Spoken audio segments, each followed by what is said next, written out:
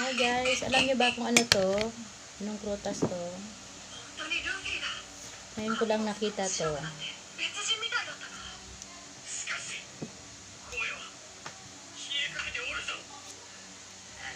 Tikman natin. Kung anong magiging itsura natin dito. Pag natikman na. Matamis daw sabi ni kuya eh. At gamot daw ito sa mga diabetes. Yung mga sumasakit ang batok dyan, ito lang daw ang gamot. Try natin.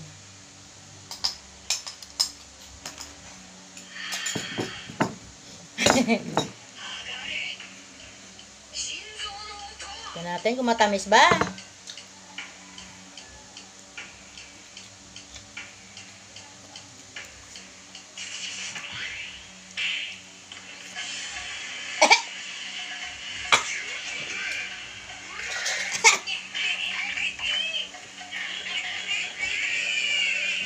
Matamis nga, be. Mama.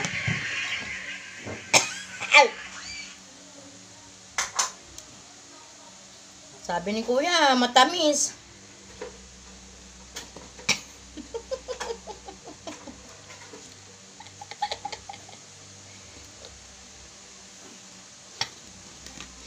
Ayaw tikman na yung jowa ko.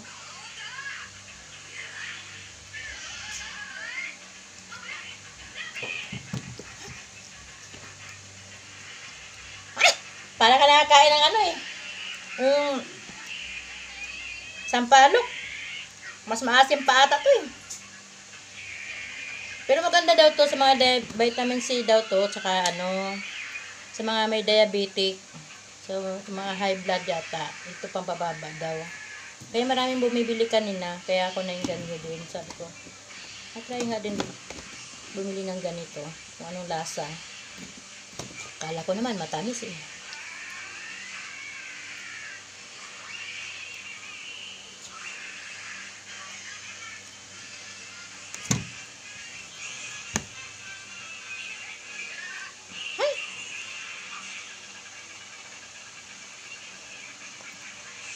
Hindi kaya.